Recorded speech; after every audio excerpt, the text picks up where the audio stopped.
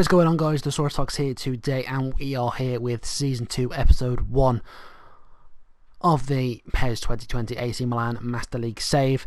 Now, since the first season, I've learnt a bit about the game. Quite a bit about the game. Obviously, just to start things off, as you know, last season we had quite a lot of trouble with the team spirit, but I know how we can solve that. So, as you know, last year we had Romagnoli as captain. We only averaged about 70 odd team spirit, but I realised if on the team role, if the players have playmaker and you make them captain, it massively boosts the team spirit. So a lot of what we've been struggling last year was my error of not knowing that and changing the team a lot. So hopefully, see 73 up to 85 team spirit, and you can see it's got that little like heat map behind the players. That's to show the chemistry's there and the improvement of the squad. So that is that. We've made transfers. We've still got a bit of money in the kitty. We've got 53 million euros and almost $500,000 salary budget. So just might as well go on to the team plan. Bear with me. Position, ascending order. So goalkeepers and that. We've still got Donnarumma in goal, but we'll start on the arrivals. Here we have obviously Andreas Christensen. We signed from Chelsea for 42 million euros. And if you look on the defence, we've also got, well, don't know why, he's not going to be on there of course because he's only on loan, but we have Julian Firpo on loan from Barcelona. We paid 23 million euros for him. And then come back to our own team. We also have Javier Pastore. Yes, he's a bit old, but he is generally a quality player. He's 31 years old. Yeah, but say he could probably do a job in midfield. We only paid about 16 million euros for him from Roma. But some of the departures, Mustachio did leave for 13 million euros. So yeah, Mustachio left for 13 million euros. Marquisio left for 1.6 million euros. Robin van Persie we sold to Empoli for 700,000, and Ricardo Rodriguez left for 16.6 million euros. So obviously they're just the departures. I mean, we've got a well balanced team now. Obviously, January transfer window last year we signed Origi, El Shaarawy, Brahim Diaz, Rojo at the back.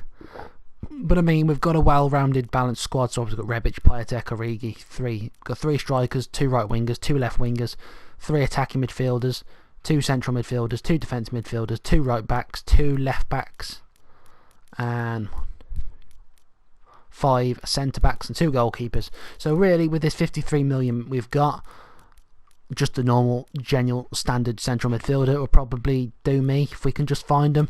But if you go on the transfer list, you can't actually get a lot of players for their, unless it's for their release fee. Bear with me 2 seconds again. Just switch that. So I don't know, some of these, I know, Harry Kane on the transfer list. Yeah, of course, he'd be great if we could sign him. But that 406.5 million release fee is definitely not happening. Modric again, we could probably sign him, but I mean, salary 341,000 euros. I don't really want to be paying that. Again, like Milinkovic Savic, 35,000 wages, but 112 million release clause. We just haven't got this type of money. There's generally some good players on here, so I mean, the market values are affordable. It's just the teams won't sell most of the time unless it's for their release fee. See, we've got Chiesa here. We absolutely dominated us. He's got a real high affection, which means he would come to the club if we could afford him.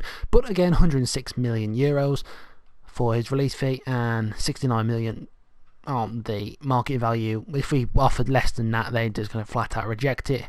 But I mean, there is some really good players on here generally. I mean, Fornells, he's quite a good player, but again, he's just highly expensive. But that's about it really. I mean, we've already done pre-season, so we will get straight into the brand new Serie A season. We'll just give you a quick update on the schedule. Actually, no, we didn't have a pre-season. No, well, yeah, okay, we had the transfer window from July, and I've totally forgot we had no pre-season because of how badly we'd done in the league. But that is that. Obviously, we got a reasonable start to the season. We got Genoa at the San Siro, match day 1, Juventus match day 2, end of the transfer window, and then we obviously have a Europa League match, which we are in because we qualified just about at the end of last season, which I thought we totally would have bottled it after the league finish we had. And obviously we got to the semi-finals against Wolves, and we almost went to extra time, and we just bottled it towards the end. So I mean, yeah, that's about it really. I haven't really got anything else to update you on. I mean, obviously we came 7th in the league, well, 6th, 7th in the league last season. So we definitely got to be doing a lot better this season. Top 4 is the aim. But now I know about the playmaker trait, obviously averaging an 85 team spirit. So the team hopefully should be playing a lot better. And I mean, there's no real reason why we shouldn't be playing bad. I mean, obviously Sammy Castillejo played a lot last season, and obviously we didn't really play Suso, but I didn't know about the playmaker team role thing, and that actually really works quite effectively, because if you go where I don't know where it is on this, there's a team role list. If you go on my team info and you find the playmaker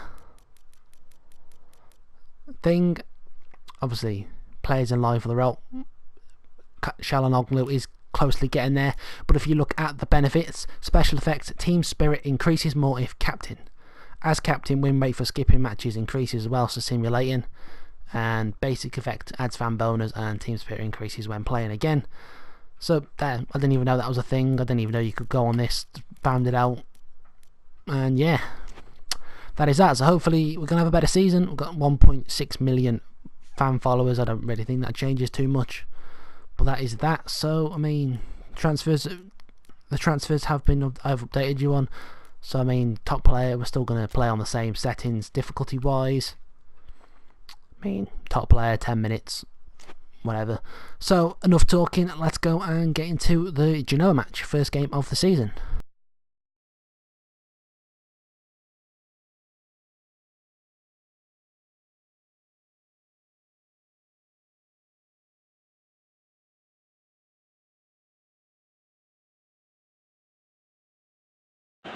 Well, it is that special time of the year where everyone starts as equals.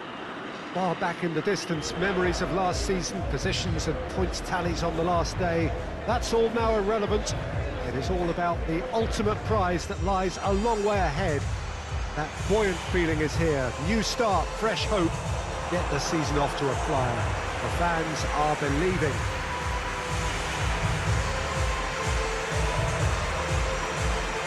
We survey Milan's famous Curva Sud, one of the truly great shrines of the beautiful game. Piontek, Suso, Suso! There it is! Well, if that was their intention pre-match, let me tell you, it's worked out very nicely. I think for the skipper... Lucas Paquet hits one! Tries to swing, gets up to head it! Plenty waiting in the middle. Tries a shot! And he's cut it out. Oh, surely! Has a goal! And it's Bilia. He's had a shot! Oh, extraordinary. And that is as far as they're going to go. Oh, that is... And the finish! Goal! Milan! And again they hit the front. That will be the final act. Milan are off to a flyer. They have hit the ground running, and hopes for the season are high. How do you look back on the game then, Jim? Well, of course, the result was the opening.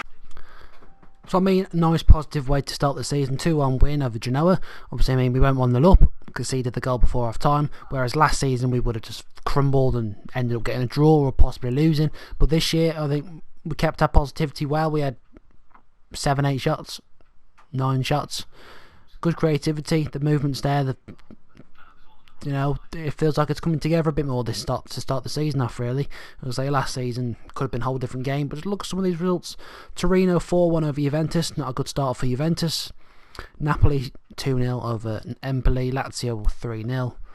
Inter Milan, good start for them. Roma dropping points for the first game of the season.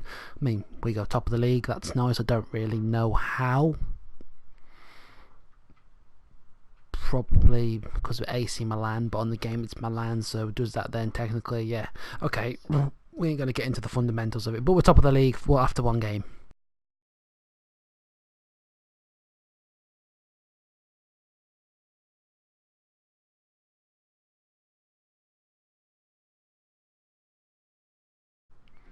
So talking about that midfielder we want, we're going to go and sign Yawa AOR from Lyon on loan.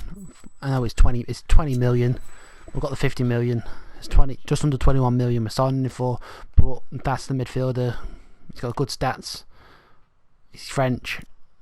86 offensive awareness, 86 ball control, 90 possession, 85 low pass. I mean, he's technically good. He's got some speed on him. He's got okay stamina, playing defensive midfielder, central midfielder, attacking midfield.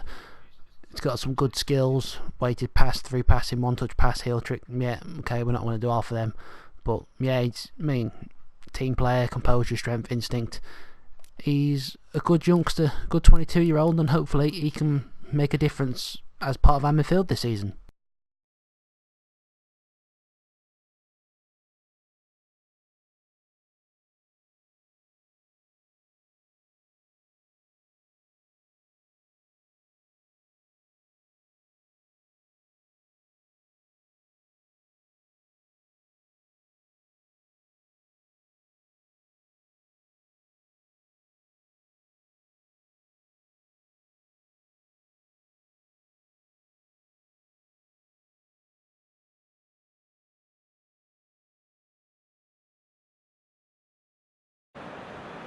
So, perfect blue skies, almost no wind, beautiful sunshine. These are indeed conditions for the beautiful game. The backdrop here, picturesque, idyllic. No doubt one of the best days of the footballing calendar, and it has added to a really jovial, happy mood in the stands, helping to raise the level of sound by more than a few decibels. Shirt sleeve order, very much the dress code. In praise of their manager, it's Cristiano Ronaldo! Is there any shot at goal? Pastore! Gets up to head it! Oh, real danger here. Cristiano hits one! Defenses are doing what they should. Big chance! Goes for goal! Yeah, has it out wide and in space. Back. Piontek. Now it's Suso. Tries a shot! Oh, that's incredible! Save the best for last! Milan, horrific contest. It really might have tipped either way. The margins were tiny. Just a goal in it. And that was enough. Milan, a little bit late. And in the end, it was... Well, we pulled that one out of the bag, didn't we? You know, first off was mainly just Juventus. You know, we couldn't really get much going. Did well not to concede a goal. Second half, we got back into it quite nicely, and we snatched it right at the very end. So 2 wins from 2, not bad at all. Obviously, Krunic, the substitution, getting the goal in the 94th minute. Just got in the right place at the right time to receive the ball from Suso and put it in the back of the net. Lovely. So just looking at the performance, these results, nothing too shocking there. Lazio winning 4-2. Napoli 0-0. Inter Milan 3-1 over Roma. Poor start for Roma as well. And obviously we should still be top of the table, and we are. So, just before we end the episode, I'm not going to do 3 games this episode, as I said I was going to. We've got Montpellier from France, and we've got Braga from Portugal, and Zurich from Switzerland. So, not a bad group. Let's just have a quick little nose at the other groups. Galatasaray from Turkey, Freiburg, Germany, Athens, Greece, Livingston, Scotland, Istanbul Başakşehir, Turkey, Wolfsburg, Germany. There you got Basel, Swiss, obviously. I think Esbjerg, it's Danish. Torino, Saint Etienne, Portimonense, Portuguese. Yeah, not really gonna keep saying the countries. But Lazio, Celta Vigo, Moskva, Sion, Everton, Kiev, Utrecht, Slavia Praha, Krasnodar, Sociedad, Antwerp, Hearts, Leipzig, Fenerbahce, Copenhagen, Aberdeen, Chelsea, Marseille, PAOK, UPenn, obviously Valencia, Lokomotiv Moscow, Standard Liège, Lugano, Arsenal, Feyenoord, Brøndby, Guimarães, Dortmund, Rangers, Trabzonspor, and OB. Quick look at the Champions League just in case of anything interesting. Zenit, Bayern, Besiktas, Midtjylland, Barcelona, United, Monaco, Genk, Ajax, Liverpool, Porto, Young Boys, Juventus, Tottenham, Lyon, Betis, Benfica, Inter, PSV, Olympiacos, Shakhtar, Napoli, Spartak Moscow, Celtic, PSG. Wolves won the Europa League, didn't they? Well, did they? I can't remember. Wolves are in the Champions League. Ghent, Wolves, Atletico Madrid, PSG, Man City, Real Madrid, and Sporting. And yeah, so I mean, we have just got a couple of players in. No, we've got another player in. We signed. Obviously, we got Quagliarella. He was in the youth team, so we just brought him in as he's been regenerated as a 16-year-old. He's really not going to play hardly much, and if anything, he's got a value of 25 million, so we can just sell him and get that easy money back into the club. What am I looking for? Negotiations, other teams, and just in case we need one more midfielder, we got Barrera, the Colombian attacking midfielder. Again, just under 20 million is value, cheap wages. If we ever need to sell him in the future, we can just sell him and get the money. Say, our we're only loan deals. So that's enough talking for this episode. We've scraped the victory. I'm going to go and play the Zurich match, and then next episode we'll have the 3 games, which will be Parma, Fiorentina, and Empoli. 3 Serie A games. So I hope you all enjoyed this episode and enjoyed the early 2 wins we've had. We've actually got 1.7 million followers as well. I think that's gone up a little bit, so that's nice. So that has been it for this episode. Hope you've enjoyed. Please leave a like and subscribe, and come back for the rest of the season.